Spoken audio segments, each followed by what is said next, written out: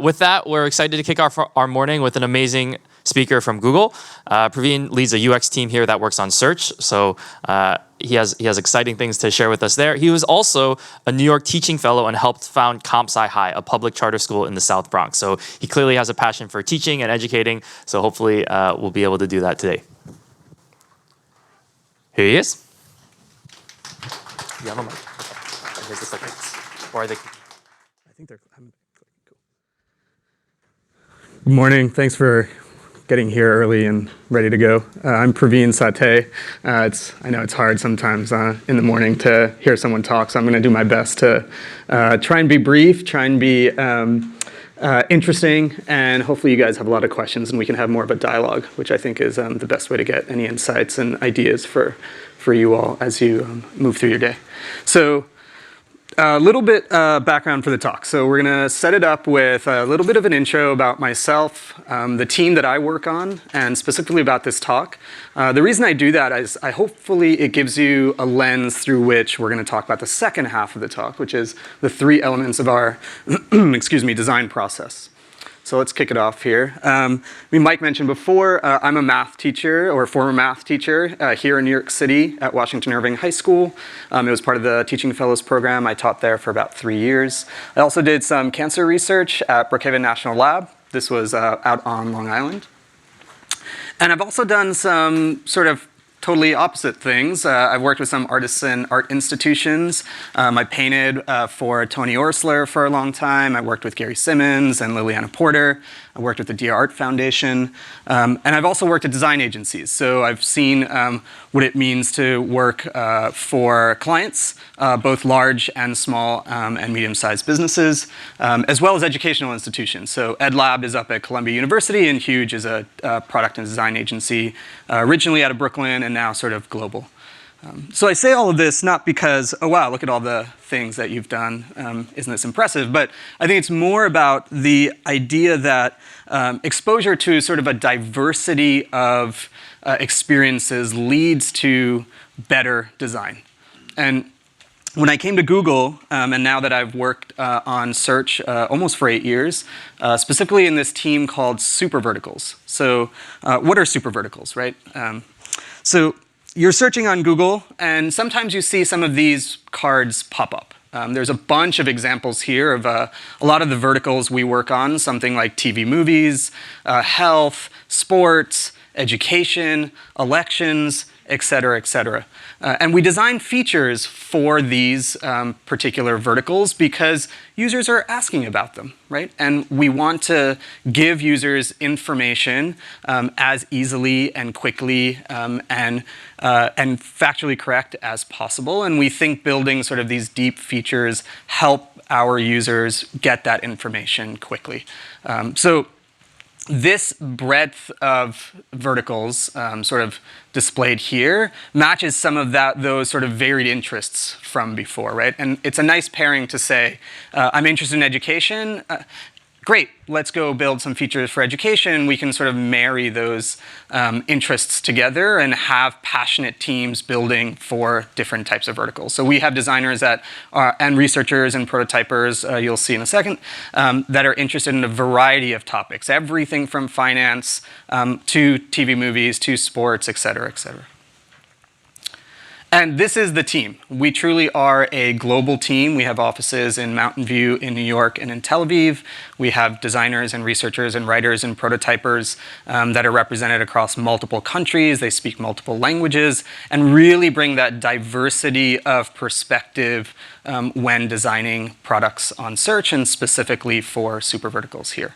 And this will be a continuous theme, I think, throughout our design process of why it's important to have a diversity of perspectives, what it brings to the product itself or the features themselves, and why that can ultimately help users and help a different type of user than maybe we traditionally sort of designed for in the past. And we'll sort of walk through this.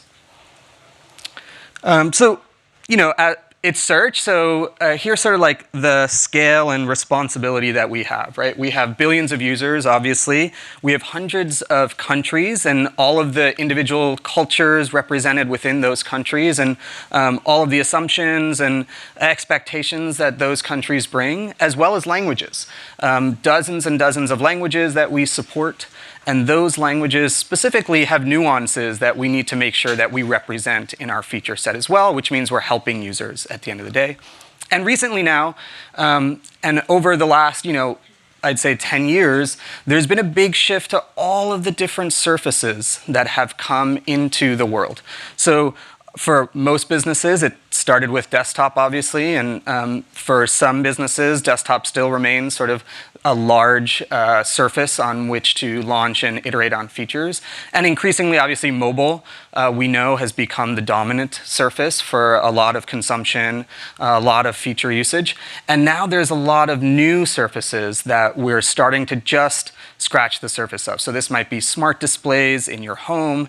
It might be voice, where there is no visual surface, right? Google Home, Amazon Echo, these are some of the examples of that. And so we have to think when we design features about across all of these. How are we going to scale these features? How are we going to make sure that we understand the users of all of these surfaces, and what's sort of interesting and possible on each of the surface? So the one thing I would sort of leave here that we've come to understand very strongly is the assumptions that we have about one country, one language, one surface don't necessarily translate to another surface or another country or another language, right? You have to be extraordinarily targeted in how you're thinking about designing features or products across all of these different sort of touch points.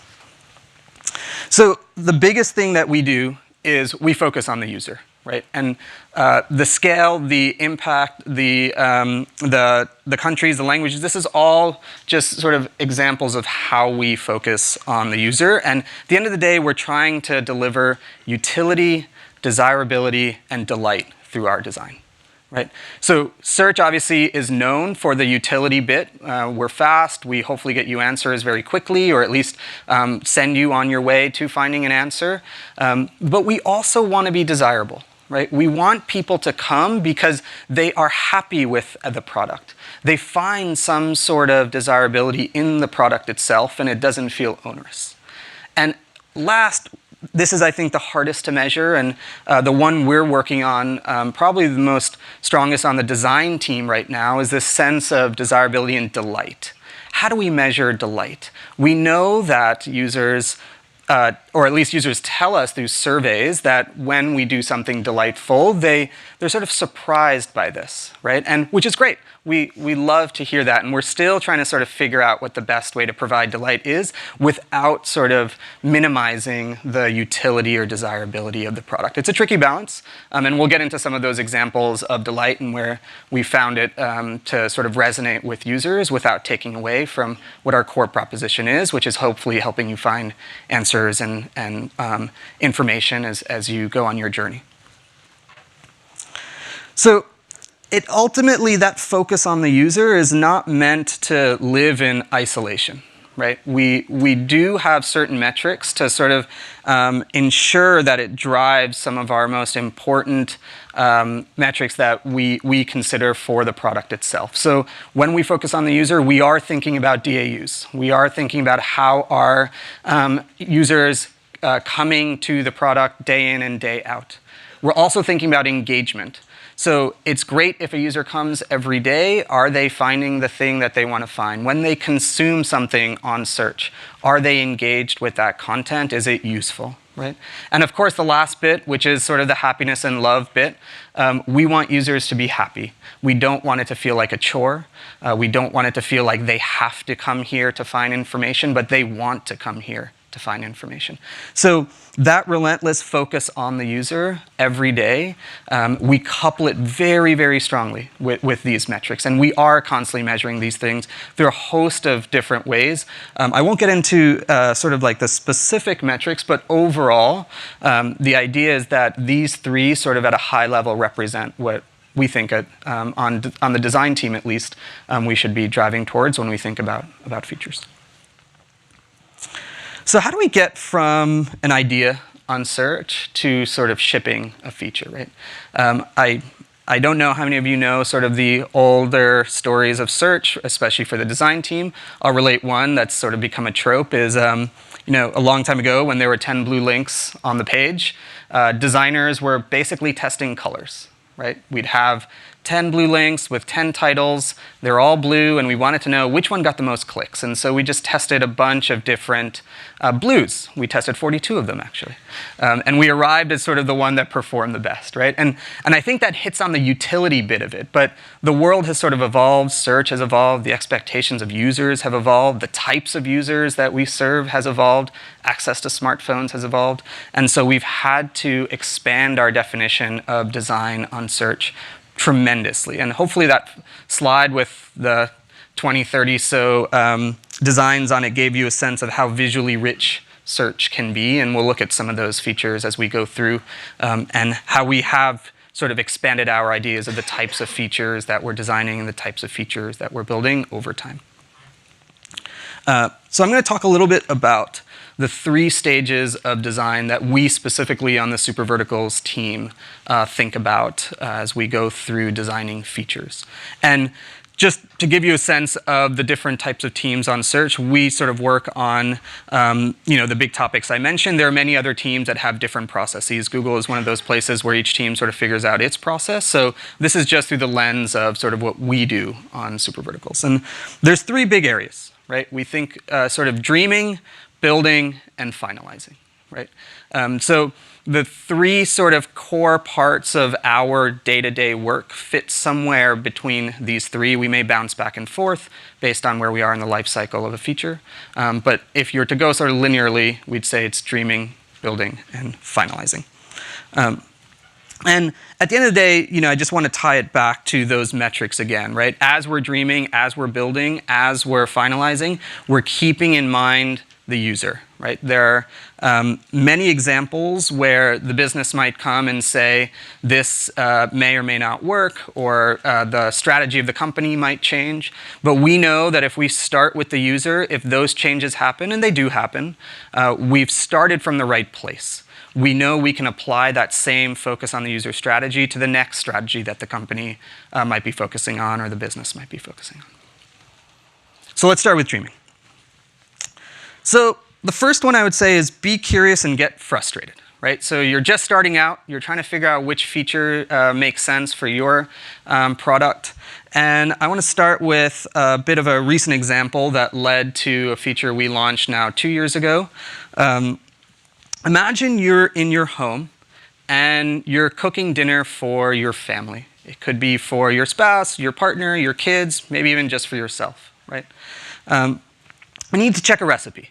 So you take out your phone, you start scrolling, you find a recipe you like, you go up and down, you say, okay, you're ready to make it, take out a bunch of ingredients, start cooking, break some eggs, get some eggs on your hand, and now you need to know, okay, what's the next thing I need to do, right? And you've got your phone propped up on against a book or a pot or something, and you have to scroll, right? But you have egg all over your hands, right? And so you try sort of using the back of your hand, you try using your elbow, and all of a sudden the phone is sort of on its side, maybe it falls on the floor, the screen shatters, and those eggs that you're supposed to put in the pot about 2 seconds ago, the stove's hot, the oil is crackling, and now you either have burnt eggs, no eggs, or you're ordering food for your family or yourself, right? And that's frustrating. There are a bunch of us that were frustrated by this. And so what do, right? Well, what can we do? So the key revelation for us really was all of these phones right now require our hands, right? For the most part, people are using their hands. And so what other instruments do we have to bear on this problem, right? And this is where that diversity of perspectives comes in. Most of us were trying to design the problem by saying, okay, what if we just made the type bigger?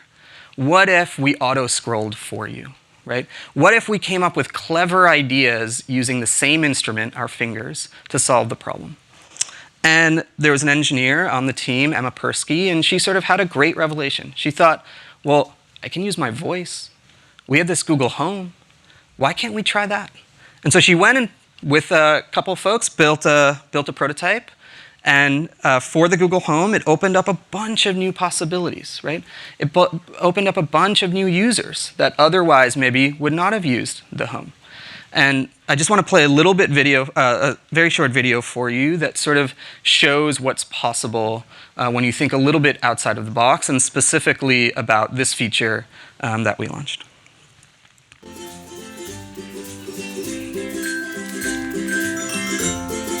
Okay, Google. Start recipe. First step, using an electric mixer, combine the cream cheese, honey, milk, and lemon zest until smooth.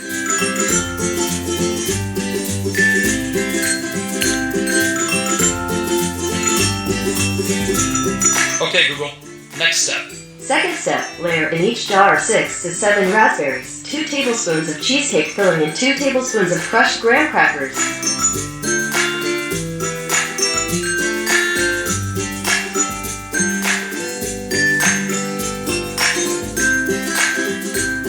Okay, Google. Next step. Serve immediately or store in the fridge for up to 3 days.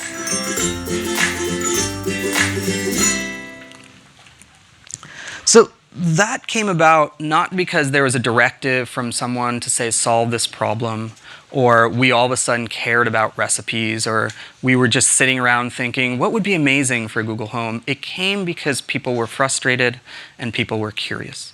And some great ideas come about just because people take that frustration and channel it, or take that curiosity and channel it to sort of novel solutions.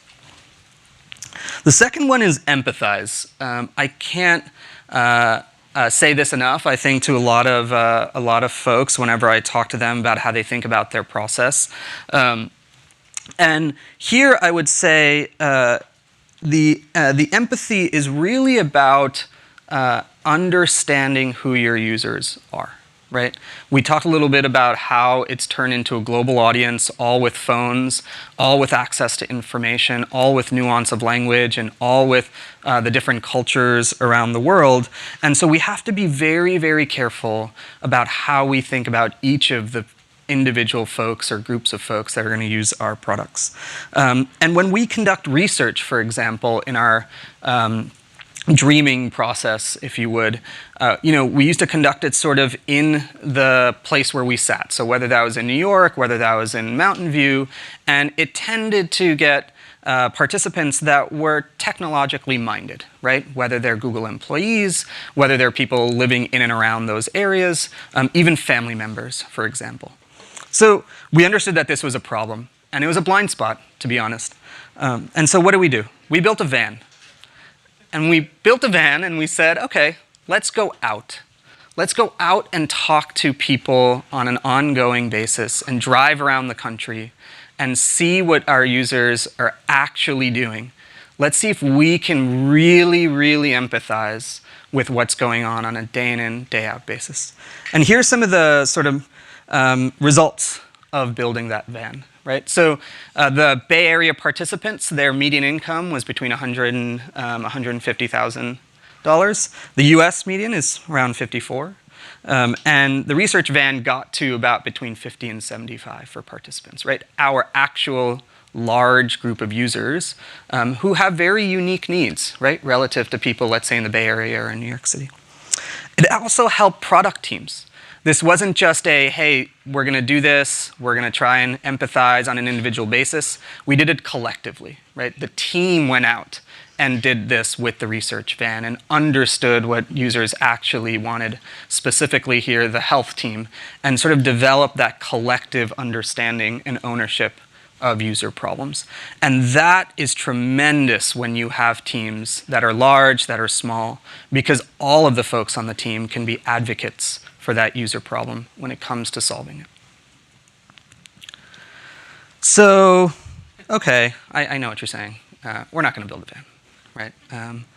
It's nice that you guys are building vans. We're not going to do that. Okay, so let me challenge you in some more simple ways of sort of building empathy quickly. And this is something we've done ourselves. So I'll give you another example. You just moved to a new apartment or house, and you've got the latest router and modems all set up. You've got Wi-Fi extenders. You're checking every spot sort of that you think is going to need Wi-Fi, and everything's working great, right? And your phone is getting great Wi-Fi, your laptop's getting great Wi-Fi, and you wind down at the end of the night. You walk to sort of your bed and sit on your side of the bed. You pull out your phone. You like to sort of browse some fashion sites or read some articles right before you go to sleep. And the pages are really slow. That one spot, and this is so true in New York, that one spot you expect to get Wi-Fi perfectly every single night, it's just not there. And then you're walking around the house at 11 p.m. trying to find the best Wi-Fi spot, right? It's super frustrating. So you could sort of blame yourself, which is, how do I get an extender to get the Wi-Fi to get into that tiny little corner of the room? But also, anyone that builds a site should understand that this is a common user problem. And they should be constantly checking that their sites are fast enough, that their sites can lazy load, that they can async some of the less important information, that ads are perhaps not slowing them down, slowing users down, right? And if you have empathy for that, if every night you're the one sitting on the bed not getting the site to load for your own site, you start to understand for your users and your customers why it's important for them. Which means when you prioritize features, you start to prioritize some of those features perhaps more highly than you would otherwise. Here's another example. We did this when we really started to think about building features for some of our next billion users. These are users in developing countries, so this might be in India, in Brazil, in Mexico. Not only do they not have sort of speedy internet access, but their phones may be lower powered, right? They may not have the RAM, they might not have the latest Android phone or the latest iPhone. So the entire design team each got sort of the slowest Android phone that we could find that was plausible to still carry around in New York, right? So we didn't go all the way back to sort of feature phones with hardware keyboards, but we did start using what were Android One phones, right? Some lower powered devices. And what you found very quickly, the conversation in the office changed. It was all about their frustrations of what would and would not work on search when they came back from using those phones. And what it did was it created a collective sort of understanding of what users use in those countries every single day and what they experience. And it motivated, I think, everyone across the team to say, we need to solve these problems immediately because there are billions of users right now experiencing sort of this pain. Right. So just two very simple examples. They don't require building vans. They don't require going around the country, but they do create, I think, a great sense of empathy that then you can communicate with your teams moving forward. Writing the press release from a user's perspective. This has, I think, changed a lot of the way we try and think about features and designs on the design team specifically. We try to write up a document. Internally, we call it a one-pager. And it can look something like this, that tries to explain what are users going to get, right? The focus on the user part. How are we driving benefits for them? So rather than describing it from the business side, is what can the business bring to bear? It's what are the users going to receive from the business? That's the most important thing when we're thinking through features. So we launched this feature pretty recently. This was the blog post that we posted on our keyword blog for it. It was a way for users to get access to job training programs on search, information about job training programs on search while they're searching for a job. And this is almost a carbon copy of the one-pager that our product manager wrote when we were thinking about designing and building this feature. And here's sort of what that feature looks like, right? If you read the blog post and you sort of take that as what that one-pager was, it maps almost perfectly then to the features that you see here. So we have job training programs listed. We have some of the specific details about those job training programs, such as salary, so the cost before aid. All of this was sort of part of thinking about what users care about and then designing features around it. So the second stage, building, right? Iteration. So we talked a little bit earlier about the cooking with Google Home. And sometimes when you've launched a minimum viable product or a minimum viable feature, you sort of say, okay, I've done the best that I can. Let's sort of move on, right?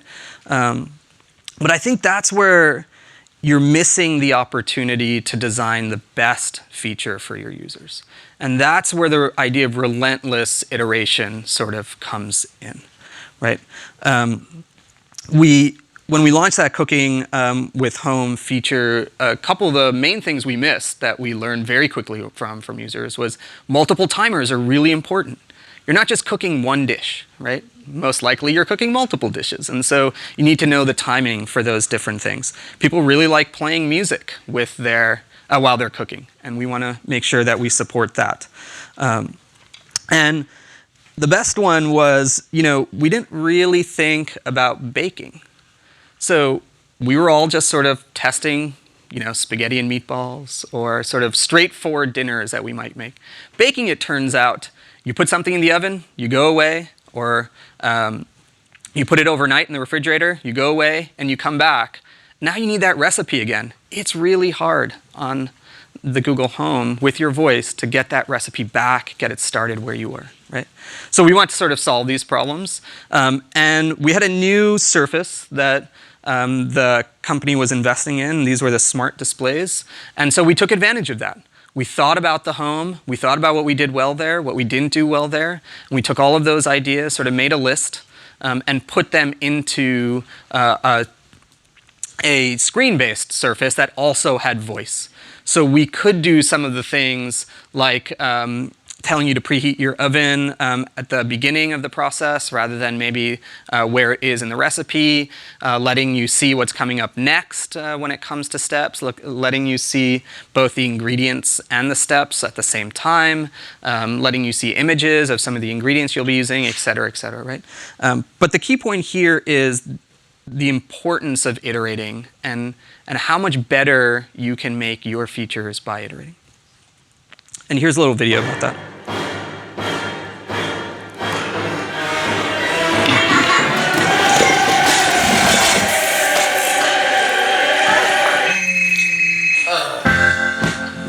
Okay, Google, show me how to knead dough. Sure, playing a video on YouTube. Raspberry decided to go furthest away from you. Okay, Google, next step. Leave the dough to rise for 30 minutes. Help at a glance with Google Home Hub. So you notice on that last second or two, getting back to the recipe, it's now on your home screen, right? So these are little solutions that you can come up with when you continue to think about the problem sort of over and over. Building tools. This is really interesting to me. As a design team, we think about this a lot because we complain about the tools that we have at Google a lot, which sounds a little funny. So I'll give an example for this, right? Google is an engineering company first and foremost, right? We have incredible engineers. And as designers and sometimes even as product managers, access to those tools and using those tools can be very, very difficult, right? You need sometimes a software engineering degree to really understand how you get access to, let's say, different types of data, to different systems, et cetera, right? And those things can be very helpful when you're designing features. And so, we're sort of at a crossroads for one of the ideas we had. We couldn't really understand whether our designs were going to work unless we got real data. And that example was in the weather space, right? So it turns out if you go around the world, and again, this sort of diversity of users, the weather is different in a lot of different places, right? The temperature can be high and low, it can rain a lot, it can not rain a lot. It can snow, it can get hail, it can get windy, et cetera, et cetera. And when you're designing for all of those different types of use cases, you can make up sort of that data. You can pretend what the high and the low might be, but you're going to get to a very small part of that data set relative to access to the entire data set, right? And as designers, it's not like we're necessarily sitting there and programming away and getting access to all of that data that we have that some of our partners might be giving us. And so we had to sort of figure out, well, how are we going to test our designs? And we had a great engineering team that also felt frustrated, funny enough. Your frustrations, turns out, are shared by lots of other folks. And even the engineers who have access to those tools and know how to do them felt like they were slow. And so they were more annoyed at the slow part of the problem than they were about the access part of the problem. But they sort of empathized with what we were going through. And so we had a bit of a team put together that built tools for making things easier for folks in the company, and in this case for designers. So here's what it sort of left us with, which is the designs that we just launched for weather on search. Those graphs we wanted to test for all different types of data. What happens when it's nighttime versus rainy? What happens when it's sunny, et cetera? And we were able to build tools for designers where they could get all of the weather data, put it into the designs without writing a lot of code, and see what happens to the graph. Does the graph cover where it says tonight, 14th of April? Because that would be bad, right? Do the numbers up at the top where it's single digits right now in Celsius, when they become double digits, do they cover the illustration? Does it go too wide? What happens when the phone is really narrow? Does the graph get scrunched and you can't see the key bits of information that you need? This is not possible unless someone took the time to build the internal tools to make it possible to test all of these variations. So I would sort of, for this section, leave you with the idea that building tools for yourself and for your teams is extraordinarily important. Make sure that you take sort of ownership of what can be done, ask folks for help, but don't necessarily always look to the outside for some of those answers. It's amazing what happens when you build tools for yourself. And by the way, this tooling that I talked about now being used sort of Google-wide across many, many teams. So those problems, you may start and say it's just applicable to me, but it turns out it's actually applicable to the entire business, which is pretty great. And now finalizing. So you've dreamed up your feature, you feel like you understand the problem, you've iterated through it a bit. How do we finally get it to that last launchable area? So consider the context. We talked a lot about the international aspect of things. I wanted to make that sort of very clear here when it comes to language. So on the left, you have left to right languages. This is, I think, what we're used to. On the right, we have right to left languages. Can anyone spot the difference between the two? Yes, exactly. The button on the bottom on the right-hand side, right? Very minor. You might think, what's the point? Let's just ship the one on the left to everybody. It'll be fine. Well, there's lots of people that use right to left languages, and they're used to seeing that button there, and that amount of friction can be extraordinarily frustrating when every other calculator in the world puts it on that side. Right? So be cognizant of that, be cognizant of the international nature and the nuances of cultures and the nuances of languages, and then reflect that in your products. And I think it makes users trust you, and it brings sort of that focus on the user to bear. Sweat the details. This is a little animation. We'll talk about animations in a sec, but overall the idea is the details do matter. Users do care. It is reflective in a lot of the qualitative surveys that we do, and we'll look at two examples here. The first one is the World Cup, right? Usually we could just tell you that a goal happened for, in this case, Brazil with Neymar, right? And that's fun, that's nice. But when you think about World Cup and you think about goals being scored and you think about soccer fans and football fans, you want that energy, you want it to feel like it was your country that scored. And so we brought a little bit of that delight, right? This was in a stream of cards about all the different events that happened in a game. And we brought that a little bit of delight with sort of the shooting confetti and the little animation. And that confetti actually changes colors according to the colors of the country. So it feels sort of very personal. It feels like we understand soccer a little bit more about the excitement that comes into a goal. And it was also sort of unexpected for folks coming to search, because we tend not to do sort of these little flashes, but we felt it was the appropriate thing to do here. The second one is an interesting use case for the details, in that we always think about ourselves on search as being on search. But we understood that when you're following something as intently as you are, like the World Cup, you want to know about it even when you're doing other things, right? This seems like a very minor detail, and we could always say, hey, you know what, come to search, we'll give you the best stuff. But we sort of had this insight of saying, people want to know all the time. They're hitting refresh all the time. How can we solve this problem, right? And this could be true, let's say, for finance, and you want to track a stock. During the elections, and you want to know what's going on.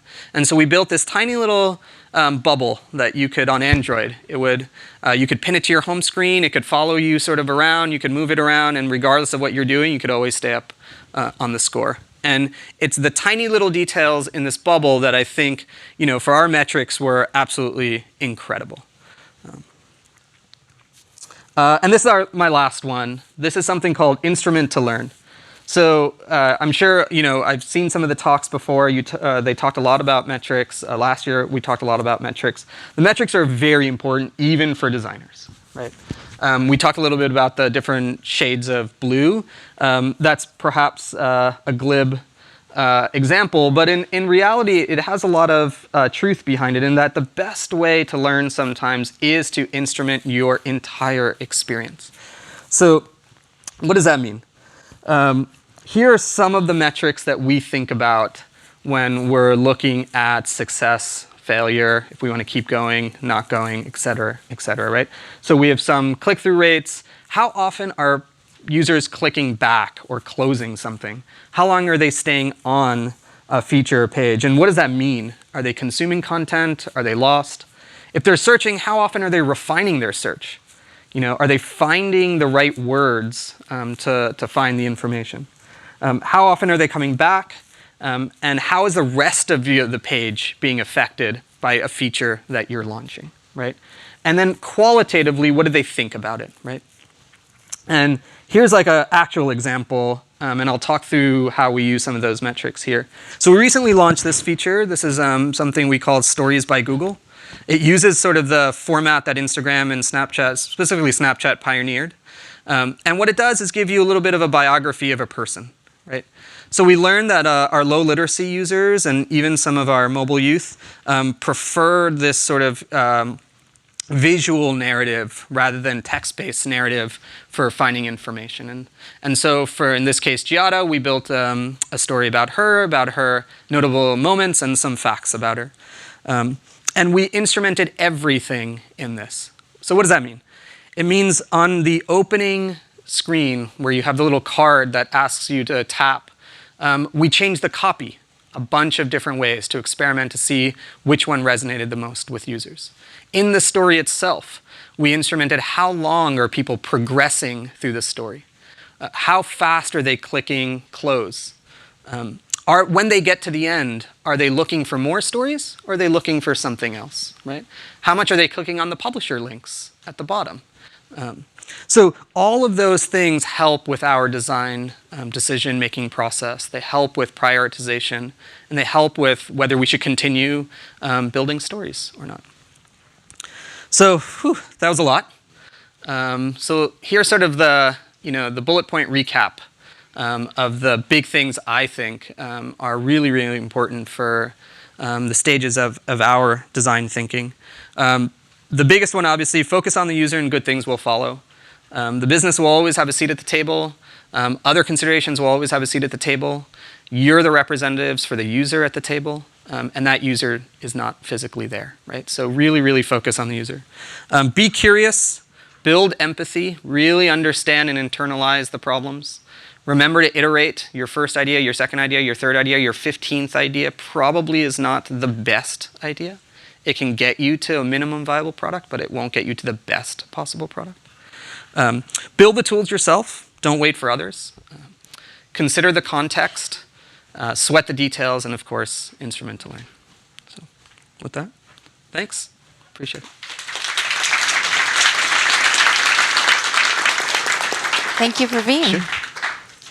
Great insights on how to put the user at the center. I think we have time for maybe 1 or 2 questions if anyone has them. If not, we can jump to our next speaker.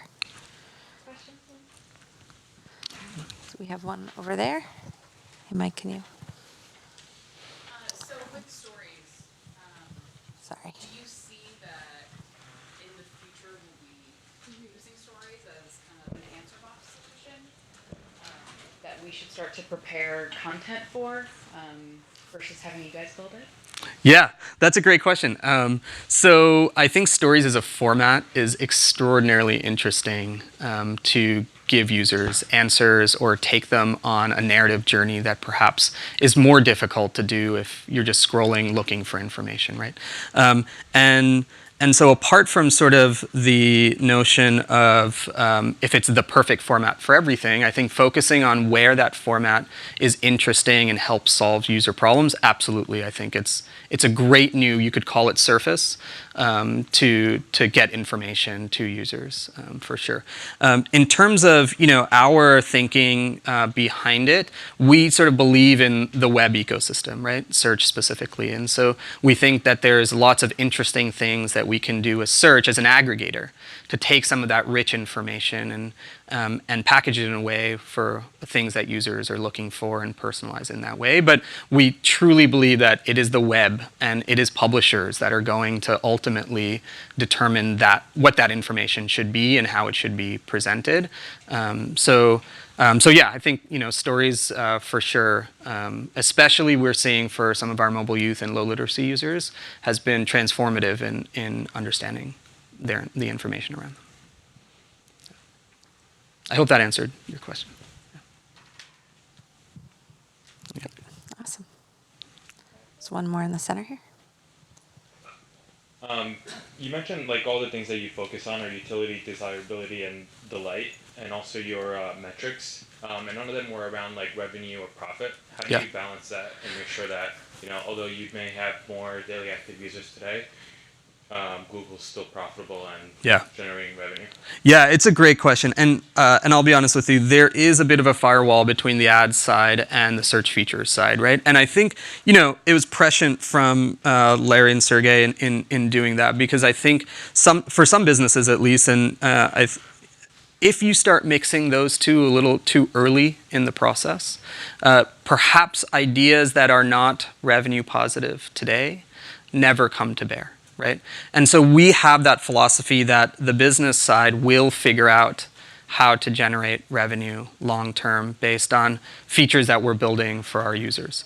And really, if we care about our users deeply, then we can have those users be happy and then have the sort of business side figure out that difficult question of how to generate revenue.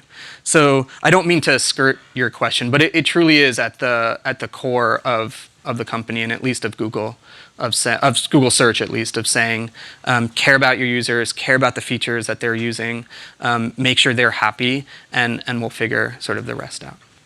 Thank you. Yeah. Thank you.